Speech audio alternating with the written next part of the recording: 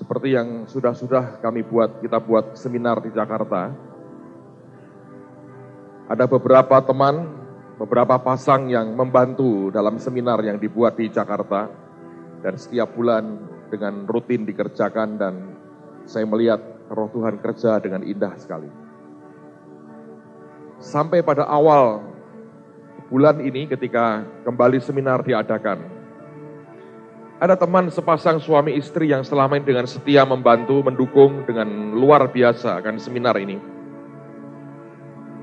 Dan seperti biasa saya datang lebih awal dari jam di mana saya mesti berbicara. Karena jarak antara kami bermalam dengan tempat cukup jauh dan Jakarta kita tidak bisa menduga jam berapa Anda tiba. Karena faktor kemacetan dan sebagainya. Ketika saya datang awal, saya diberikan tempat khusus oleh pemilik gedung itu.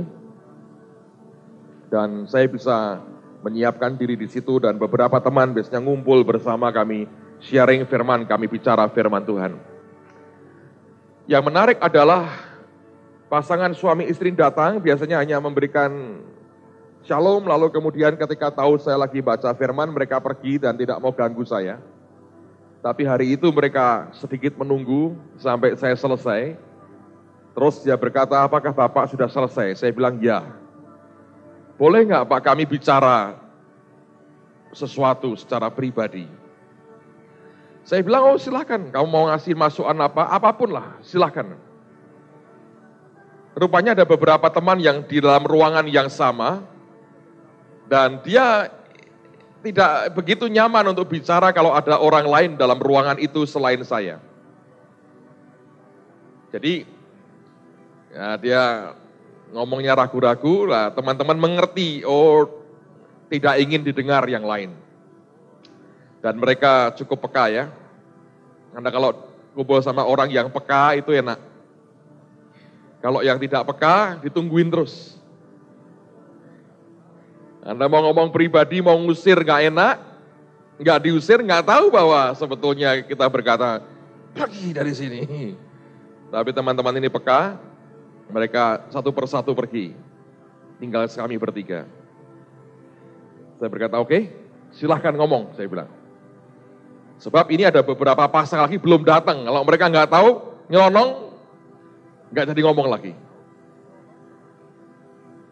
Saya pikir mereka akan cerita sesuatu yang menyangkut pribadi yang begitu mengerikan. Apakah rumah tangga mereka mengalami masalah, apakah dengan orang tua, atau keuangan, atau apapun.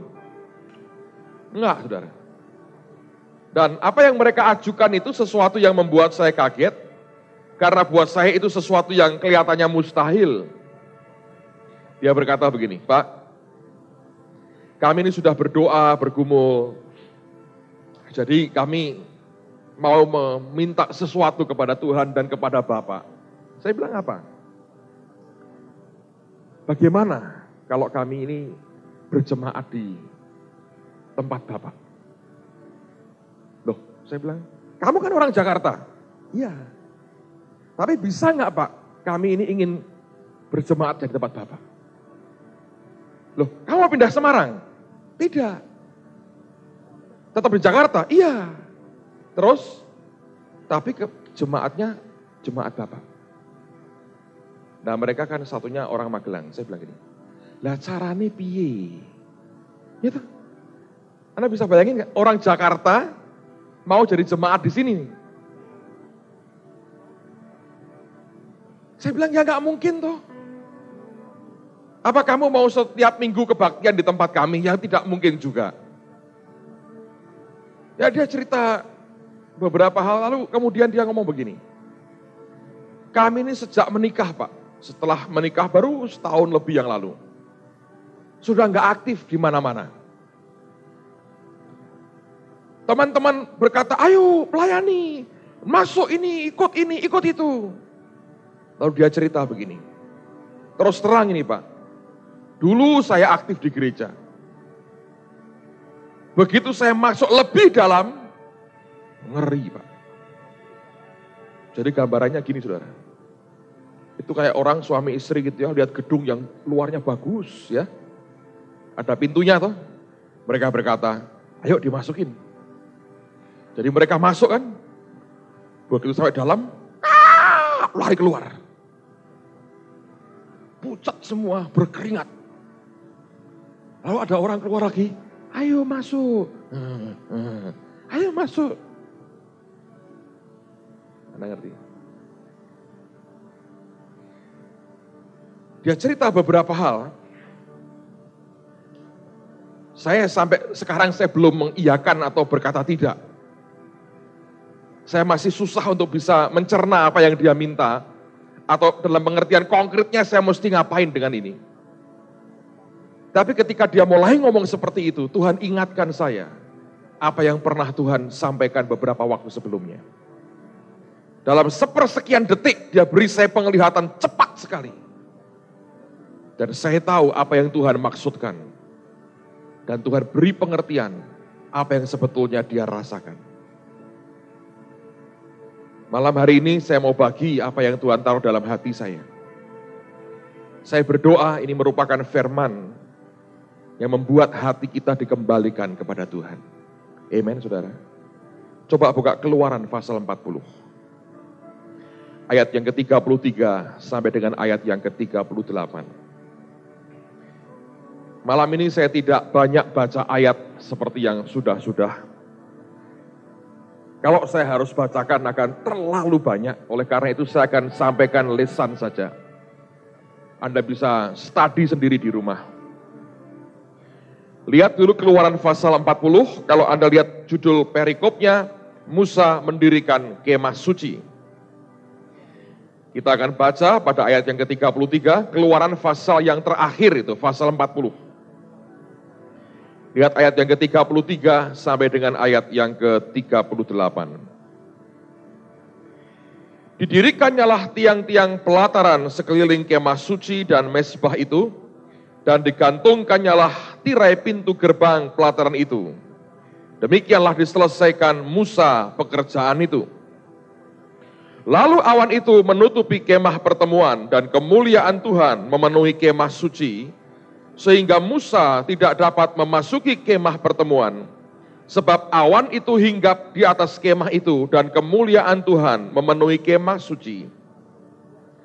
Apabila awan itu naik dari atas kemah suci, berangkatlah orang Israel dari setiap tempat mereka berkemah. Tetapi jika awan itu tidak naik, maka mereka pun tidak berangkat sampai hari awan itu naik. Sebab awan Tuhan itu ada di atas kemah suci pada siang hari, dan pada malam hari ada api di dalamnya. Di depan mata seluruh umat Israel, pada setiap tempat mereka berkemah. Ada seorang artis yang menggambar begitu bagus, saya tunjukkan kepada saudara pada malam hari ini. Inilah wujud dari kemah pertemuan, kemah suci yang Musa lihat. Anda harus mengerti Musa dibawa naik ke gunung Horeb. Dan selama 40 hari di antaranya Tuhan tunjukkan ke dia suatu maket gambar dari kemah suci yang dia harus bangun di atas muka bumi. Ini bukan desain Musa, tapi ini desainnya Allah. Dia pulang dan dia berikan instruksi. Anda bisa bayangkan Musa ini jeniusnya luar biasa. Menurut saya bukan hanya di jiwanya, tapi rohnya memang tajam sekali.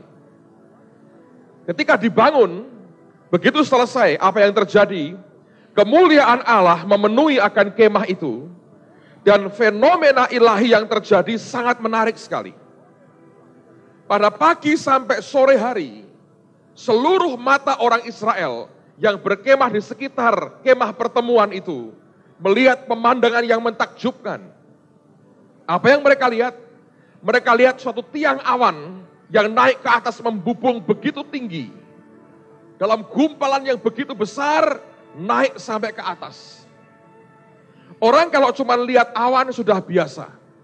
Tapi orang bisa melihat tiang awan itu hal yang luar biasa, yang belum pernah dimanapun mereka jumpai.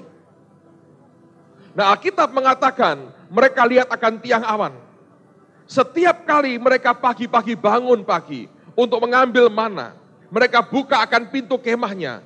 Mereka menatap ke kemah pertemuan yang di tengah-tengah perkemahan mereka. Dan yang mereka saksikan pertama kali adalah pilar awan yang begitu luar biasa.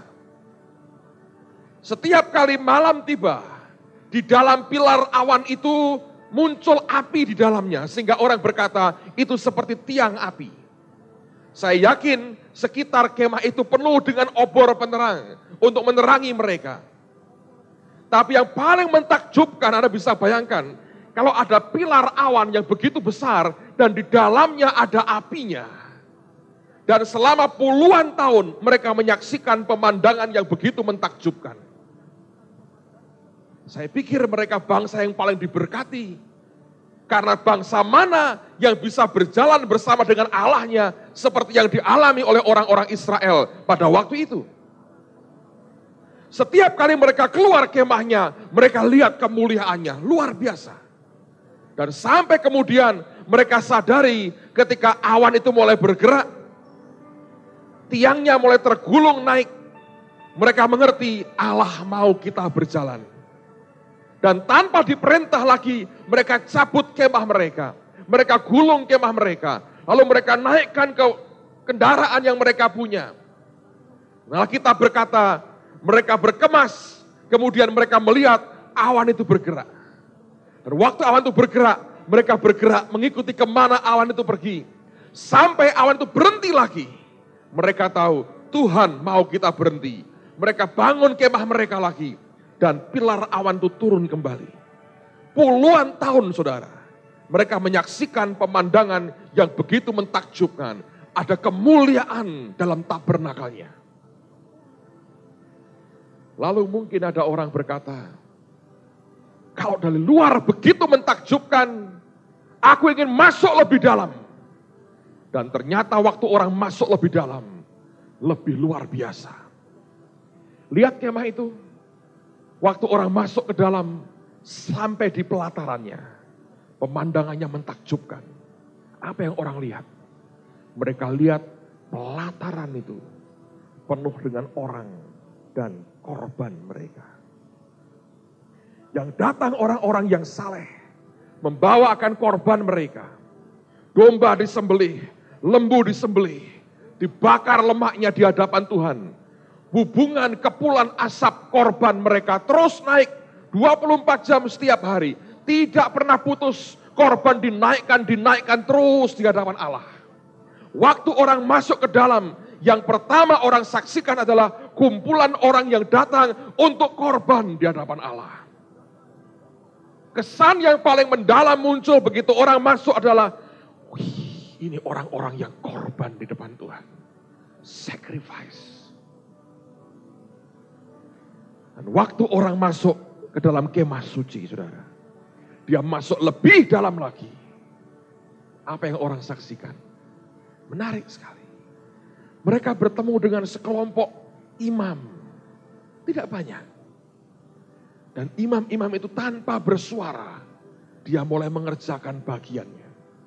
Anda lihat itu bagian yang di ujung sana. Itu namanya kemah suci. Ruang suci. Apa yang mereka saksikan? Hanya beberapa imam. Pakaiannya tidak boleh dari pakaian yang membuat mereka bisa berkeringat. Tidak ada suara berbisik. Tidak ada orang memberi kode-kode apapun, gak ada. Tidak ada orang ngobrol, tidak ada orang cekikian, tidak ada orang bergurau, tidak ada orang pukul-pukulan, gak ada. Yang ada cuma beberapa orang imam yang dipilih. Dan mereka menjalankan tugas mereka dengan begitu hati-hati. Yang satu merawat akan candlestick-nya. Yang satu mulai merawat, membersihkan tempat minyaknya. Mengisi kembali minyak supaya perapian pada menorah itu tetap menyala. Sebagian lain mempersiapkan akan roti, ditaruh di situ. Sebagian lain membakar akan dupa. Yang tepat di depan tirai itu, supaya ruangan di balik tirai itu penuh dengan dupa. Semua kerja seperti bagian mereka masing-masing. Begitu berhati-hati karena mereka sadar salah sedikit mati akibatnya. Mereka lakukan dengan diam. Tidak ada orang bersuara. Semuanya hening, tenang. Tidak ada orang ribut. Di luar memang ribut, tapi ribut orang korban. Suara domba disembelih. Suara lembu disembelih. Suara orang memberikan korban. Suara binatang di luar banyak. Korban dinaikkan, darah dipercikkan. Pekerjaan begitu banyak di luar. Begitu masuk ke dalam, hanya beberapa orang. Sepi, ada apa-apa. Kalau mungkin orang berpikir, aku ingin masuk lebih dalam lagi. Ketika dia masuk di belakang tirai itu, yang mereka bisa lihat cuma seorang imam besar. Tidak ada suara. Kecuali bunyi lonceng pada jubahnya. Anda tahu Alkitab berkata, di ujung jubah itu diberi lonceng berputar. Selang-seling lonceng dengan model buah delima. Lonceng dengan buah delima. Lonceng buah delima. Setiap kali lonceng berbentur dengan buah. Ding, ding, ding. Hanya itu yang terdengar. Tidak ada yang lain. Hanya itu aja. Dentingan lonceng itu. Tapi sekaligus itu tanda kehidupan. Setiap kali dia bergerak memercikkan darah untuk penebusan dosa. Dia sadar dia berhadapan dengan yang maha kuasa. Dia sadar berhadapan dengan pencipta. Dentingan lonceng itu karena terbentur dengan buah. Yang membuat orang berkata, dia masih hidup. Tapi mungkin orang akan dengar, kubrang sekali. Dan kemudian sepi. Orang tahu, mati. Pada bagian pinggangnya, diikat dengan tali sebetulnya. Dan tali itu ditarik sampai keluar, bahkan sampai ke halaman. Apa yang terjadi, saudara? Kalau mereka tahu imamnya mati karena dosa, ditarik dengan tali. Tidak sembarang orang berani masuk ke dalam, karena mereka akan mati yang sama. Tarik. Mayatnya dikeluarkan. Anda tahu untuk masuk melayani sampai ke ruang suci. 2 anak Harun melakukan perbuatan yang salah. Dia menyulutkan api asing. Tuhan sambar dan dia mati. Harun lihat 2 anaknya mati. Dan keluarganya lihat 2 saudaranya mati. Anda tahu kalau kematian 2 anak sekaligus. Dia mau nangis. Musa berkata kepada Harun, jangan nangis. Oleh karena urapan yang di atasmu. Dengar ya saudara. Hari ini banyak orang suka urapan. Anda tahu konsekuensinya. Itu jadi kekuatan. Tapi oleh sikap yang salah. Itu menghancurkan kita. Berapa banyak hamba Tuhan hancur karena urapan yang sebetulnya. Kuat. Tapi karakternya. Musa berkata kepada Harun, jangan nangis. Kamu nangis, mati. Anaknya mati, tidak boleh nangis. Reasonnya jelas. Oleh karena urapan yang di atas. Kalau Anda bisa lihat gambaran ini. Dari jauh. Tabernakel ini penuh kemuliaan. Tapi kalau engkau masuk lebih dalam. Engkau lihat yang lebih mulia. Dan ujungnya engkau ketemu dengan Tuhan sendiri. Lalu Tuhan berkata pada saya begini. Apa yang aku lihat pada gerejaku hari ini? Dari jauh, luar biasa. Apa yang aku lihat pada anak-anakku dan hamba-hambaku hari ini? Dari jauh, luar biasa. Hebat sekali. Dari jauh. Waktu orang masuk dari ujung sana, masuk ke halaman. Karena orang lalu berkata begini, dari jauh ini luar biasa. Dari jauh ini hebat. Aku mau lihat kenyataannya. Saudara tahu pemandangan dari jauh seringkali menipu sekali. Saya ketemu dengan banyak orang. Loh, Bapak ini Pak Petrus Agung? Iya. Bapak nggak bohong. Loh. Tadinya saya pikir, saudara, di seluruh dunia cuman satu Petrus Agung. Jumat kemarin baru tahu ada dua ternyata. Satunya orang Magelang. Telepon saya, halo ini Petrus Agung. Loh, namamu siapa? Petrus Agung. Lah kok tiru-tiru? Saya berkata. Ini yang kecil loh Pak, katanya. Petrus Agung kok nelfon Petrus Agung? Sejak kapan pakai nama saya? GR banget juga rupanya saya, saudara. Saya pikir di seluruh dunia tidak ada orang pakai nama ini. Ada orang Magelang, saudara. Telepon lagi. Masuk lagi. Yang jam banyak. Dia masuk.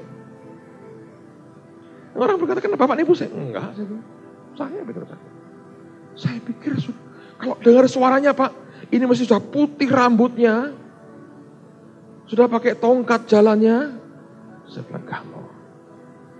Nipu kan suara saudara? Nipu. Dari luar kelihatan luar biasa. Lalu orang berkata, aku mau masuk dong ke dalam. Luarnya hebat sih. Waktu orang masuk ke halaman, hari ini saudara, yang Tuhan lihat dan orang lihat berbeda. Dulu orang lihat akan kumpulan orang yang sacrifice, yang korban. Hari ini begitu masuk gereja, orang ketemu dengan apa? Penjara-penjara.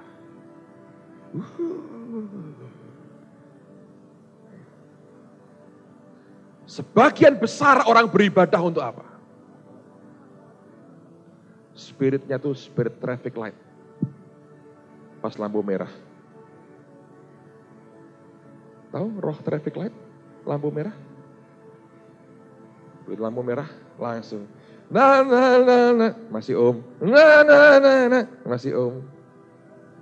Bayi dibawa, pura-pura begini. Lampunya hijau. Roh traffic light. Lampu merah. Red light spirit. Roh lampu merah.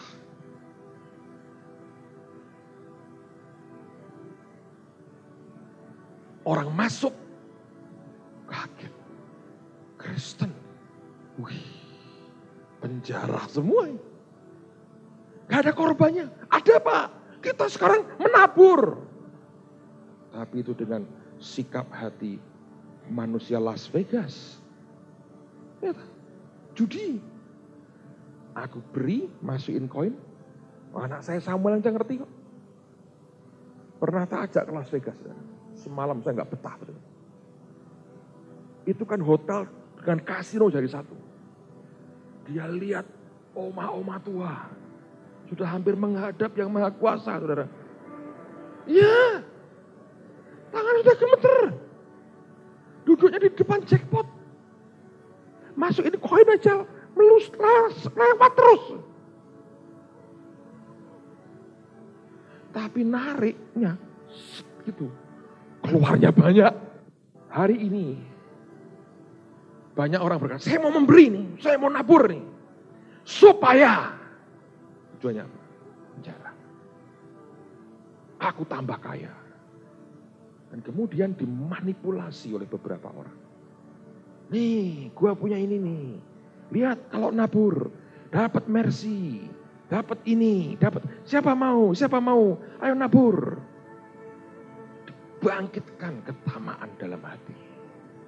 Ujungnya jadi predator semua kita. Yang sebetulnya hanya mau ambil. Sacrifice-nya hilang. Begitu gak menuai saudara, ngamuk. Gue dibohongin. Nabur tambah melarat. Hukumnya gak hanya itu sebetulnya. Allah itu lihat hati saudara.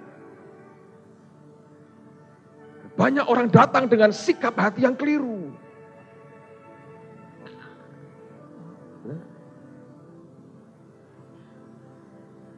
Orang Kristen ingin ambil semua.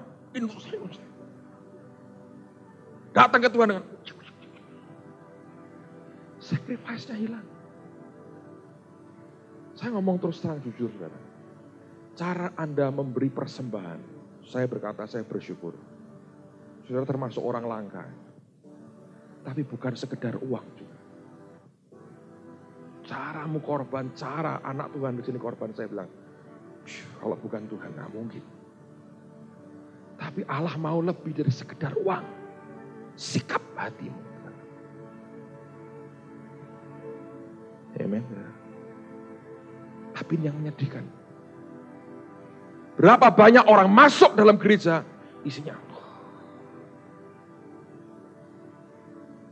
aku dapat apa? Satu hari ada seorang pemuda datang ke saya. Dia berkata, Pak, bagaimana kalau saya bergabung dengan Bapak? Oh, silahkan. Banyak orang kok datang, gak apa-apa. Bukan Pak, maksud saya begini. Saya sudah ke gereja A, ditawari jabatan ini Pak. Ke gereja B, jabatan ini tawarannya. Gereja C, jabatan ini. Dengan Bapak, duduk manis. Sampai kapan Pak? Terserah Tuhan. Jabatan saya Pak, duduk manis, bertobat.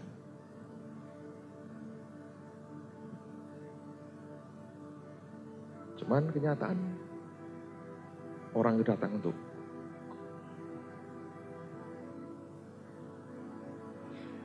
lalu orang berkata, Pak, tapi itu kan di halaman. Lihat dulu dong imam-imamnya. Nah, saya berkata, silakan masuk. Begitu dibuka tabirnya, orang masuk ke dalam. Minta ampun. Roti untuk Tuhan dimakan. Belah tengahnya. Dikasih apa? Daging, sayur, tomat. Saus tomat. Hanya ada di McD katanya. Mabok bener saudara. Roti buat Tuhan jadi McDonald saudara. Burger. Imamnya masuk keluar. Ngapain? Ambil daging. Itu kan, itu kotak korban. Jadi tempat panggang barbeque. Mestinya buat Tuhan. Tapi buat perutnya sendiri. Masuk keluar ngapain? Dagingnya korek. Nah ini nih, khas dalam ini. Tapi Burger King.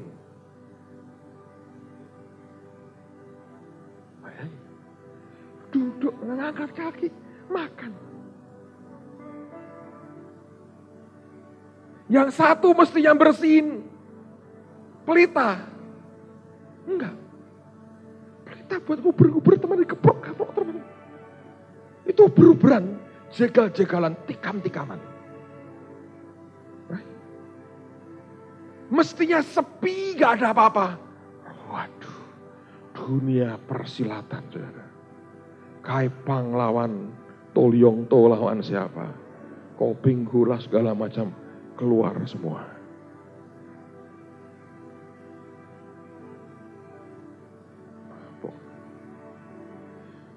Saya seminggu ini, saudara, saya dengar beberapa kali, beberapa gereja mengalami. Sampai itu gembalanya diusir. Sambil hati hancur kepakin kopernya. Mau pergi dari gereja.